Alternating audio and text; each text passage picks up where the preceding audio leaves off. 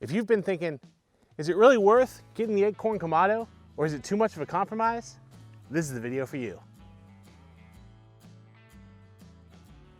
Hey guys, I am Steve from Cookout Coach, where we're all about trying to help you take your barbecue to the next level no matter what you need. Today we're going to be talking about is grill selection, and what I want to talk about is my 3-year ownership review of the Akorn Kamado cooker. Now, if you've been with the channel from the very beginning, you'll know that this isn't my only Akorn, and it's not my original Akorn. My original Akorn is the gray cart model, and it's still right over there in the garage. For the sake of ease of making this video, I didn't pull the cart out of the garage. We just pulled this one out. This one is 2 years old, while my gray one is 3 years old. So I have a lot of hours on these cookers. And a little less than 3 years ago, I did my first ever Akorn Kamado cooker review. And admittedly at that time, I had done some cooking on those cookers, but nothing like we've done to this point.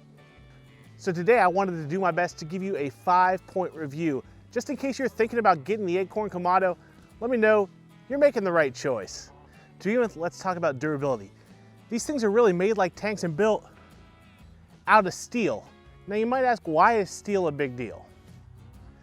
In the realm of Kamado grills, typically ceramic is what they're made out of. This gives them the ability to get and hold heat a lot. Think of a pizza stone. Once it comes up to temperature, it usually sits there and stays there. What Char-griller did instead with the Akorn though, was had a double wall steel setup. This gave us that high level of insulation without the frailty that comes with ceramics. If you don't believe me, go Google broken Kamado grills and you'll see pictures that'll make you want to cry when you realize how much those cookers cost.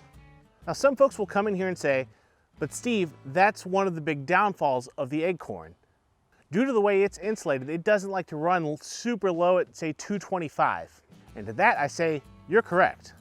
We can't do a review of the Akorn without mentioning, in my experiences, the way I like to run these Akorns, they don't like to handle 225. Now I can get them down to 235 with use of a water pan on top of the smoking stone. But what I found to be an even better option was to adapt my cooking style more to this cooker. And as I owned an Akorn, I slowly shifted to cooking at 275 degrees more often. You might say, why 275? Well, I find that it's pretty easy to get this cooker to settle in at 250 degrees. Being 25 degrees hotter than what I know this cooker will settle in at no problem, it gives me a little extra breathing room. It makes things a little safer. And the biggest reason I like it is because the Akorn likes the 275 number. One of the big things I can answer now, because it's been 3 years of ownership, is how do these cookers hold up over time? To be honest with you, other than the spots I've dinged either being rough, moving it around from my back porch to my front yard, or up into the truck to go to a barbecue competition, you wouldn't know this thing's not brand new. In my first review, I believe I might have said that, to get the cost down, it was obvious that, we weren't using premium parts. And when I said that, what I meant was we weren't using all stainless everything. They were painted screws. Honestly, these things have exceeded my expectations on how well they would hold up to time. If we're looking at this entirely objectively, I use my cookers probably way more than the average person does. That being said, I also take care of them. These cookers live in the garage, or the gray one for its first year lived under a cover the entire time outside. Neither of them are having any problems with rust, and honestly, with the way this finishes, it's a neat, I don't know if it's enameled, but it's dimpled, a little bit of Windex on the outside and a cloth, and it shines up brand new. So I've seen people try to say that these will rust out, and I'm sure if you leave anything out in the weather long enough, it will rust out. But my experience in 3 years, these cookers are bulletproof and immaculate still. Let's talk about accessories. Now, Kamado cookers are not like a lot of other cookers. They're not made for you to drill holes in and modify necessarily. So you sort of got to live in the realm of what accessories are available for your cooker to sort of make it your own. Fortunately, Char-griller actually includes several accessories for you, and then also sells the other things that you would need. For instance, these cookers come with an expansion rack, which greatly improves the space on this cooker, and I actually did a video about just how much you could cook. I cooked a 3-course meal on just one Akorn. They include a great set of cast iron grates. These things are bulletproof too. I have ran so much sticky barbecue sauce over these grates, and when they get bad, I simply either recover them normally, or if I have to, I'll burn them down and fully re-season these grates. Every time they come back perfect. It's amazing what these cast iron grates can do, and they give you those perfect grill marks.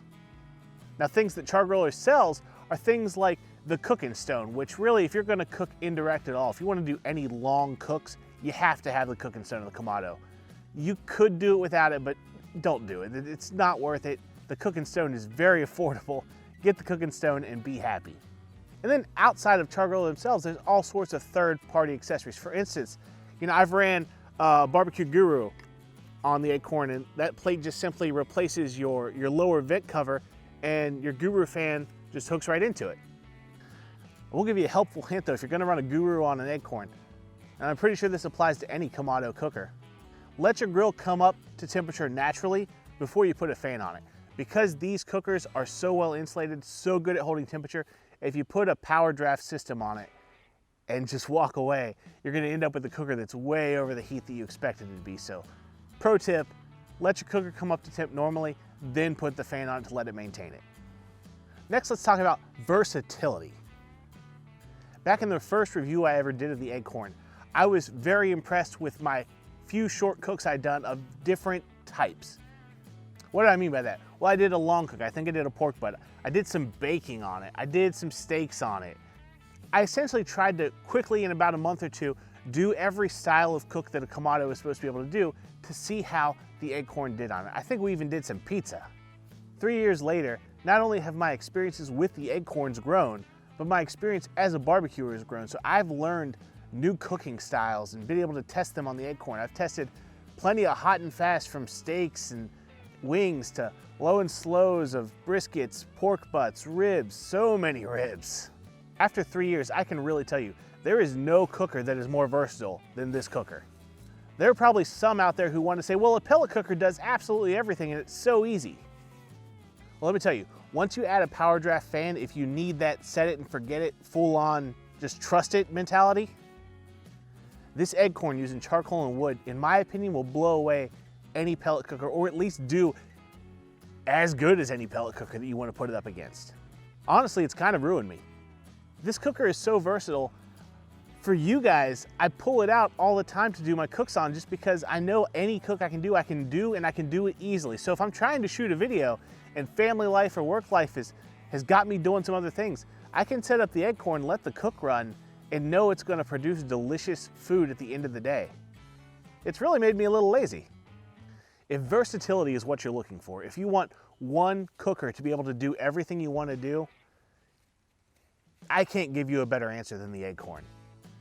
As time goes on, I'm more and more impressed by just what it does, just how well it's held up, and just how much I want to go use this thing. Which really brings us to the last point I want to get to today.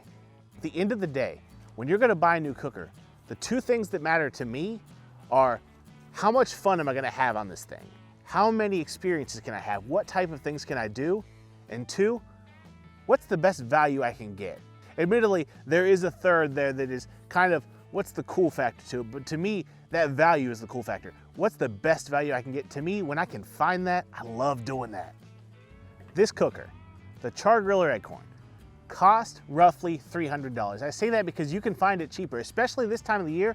You can find some deals at Lowe's or Walmart, which is an absolute crazy, insane value. Look up any other Kamado. You're not going to find anything for less than double that price. And when you do, it may not be quite as big as the Akorn. Over the last 3 years, I get a lot of questions from people asking me about this cooker. Is it really worth it? Should they really spend their money on it? Is it just going to go rust out on them? Can they really do what they want to do on it? Is it a real barbecue cooker? Can you really smoke on this thing? The answer to that is yes, this thing is totally worth it. It will totally not rust out if you take care of it. Last year, running chicken on this cooker in the KCBS, I never finished under third place in a competition. It was absolutely insane. It's a great cooker. It produces delicious smoky flavor. If you need to grill on it, it can produce temperatures that, quite frankly, I'm a little bit terrified to grill at. Cooking pizzas, I've got this thing up to 900 degrees before, on the stone with an IR thermometer. I tried to cook a steak at that once. It didn't work real well for me. I like to cook steaks around 500 to 600 degrees, but that's another point. It doesn't matter. What matters is you can do what you want to do. You can experiment. You can try different things. And for such a low entry price, it's crazy. Yes, the Akorn is absolutely worth it, and it is a ton of fun to use. The only downfalls, and I wouldn't even really call them downfalls, is you need to learn how to manage your fire in this thing. Here at Cookout Coach, we've got a video to show you how to do that, and I answer questions all the time about how to manage your fire in your Akorn. Once you figure that out, the world is your oyster. Really, if I had any other complaint, I want a bigger one. Now they make a smaller one called an Akorn Junior that's also an awesome little cooker. But I really like a bigger Akorn. If they made a bigger Akorn, I'd probably get rid of all my other cookers. That's a lie, I wouldn't do that. But till then, your Akorn with your expansion rack, or in my case, 2 Akorns with 2 expansion racks, I can cook a ton of food. It's almost set it and forget it. So good. Now, if you're watching this because you got your Akorn and you just want to see what other people do with them, meet me over here. Let's cook some wings.